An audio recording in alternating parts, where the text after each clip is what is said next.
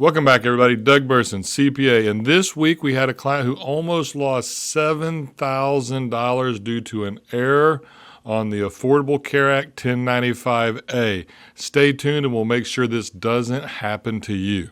That's right, almost $7,000. And it could be more, could be less, but it's a simple error. And one of the things that's really interesting when you look at this is if you go to their website, and I'm showing you that right now, you'll see that it's a pretty common issue for there to be a problem on the 1095, so much so that there's a whole section devoted on their website to what to do. So don't think this is a one-off incident that couldn't happen to you. Now, when my client reached out to healthcare.gov to get this corrected, which they did quickly, so that's really good to know, but they also were quick to admit that there's a lot of these that went out this way. So this wasn't a one-off. I don't know how many. That's not an official report. That's just what we were told. But there are a lot of these that went out. And it's so common, like I just said, on their website, they tell you that these things happen, and they want you to make sure that you review them. So that's what we're going to do. We're going to go through this, review the key points real quickly. I'll point out what the mistake was on the one that we had, and then explain to you why it caused such a big problem. So let's go ahead and take a look at that right now. And right here, you have the 1095A. Now at this top part, I'm not worried about that as much, but still go through it to make sure the information is correct, the recipient name, spouse name, all that stuff, and the covered individuals, make sure the right people are covered. Okay, the important part is down here in part 3. And if you'll notice in column A, it's the monthly enrollment premiums.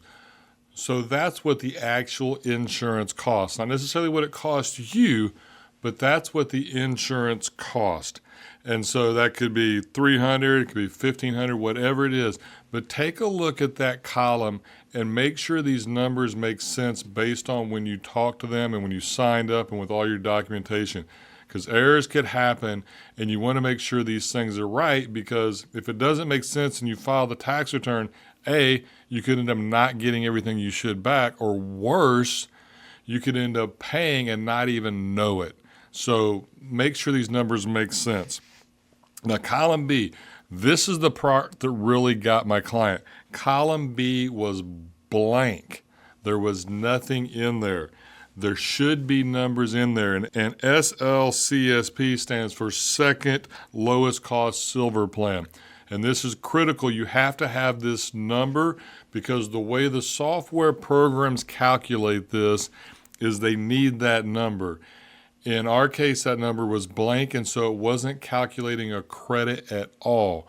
Once we got those numbers from healthcare.gov, got the updated 1095, we were able to plug those numbers in, and it was almost a $7,000 credit on their tax return.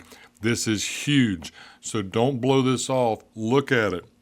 But also look and see if it makes sense. Is this what you remember when you were signing up? And then third is column C. This is what healthcare.gov or the Affordable Care Act, this is the amount that you got subsidy to help. So if the monthly enrollment premium was, say, $1,000 and the monthly advance premium tax credit was $500, the amount that you were paying each month was $500.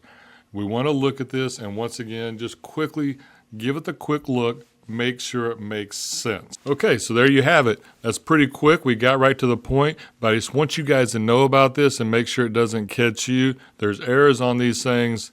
I'm not going to say all the time, but enough that you want to be paying attention. Your tax preparer is not going to know what this number is. Only you are going to be able to check this and verify that it makes sense.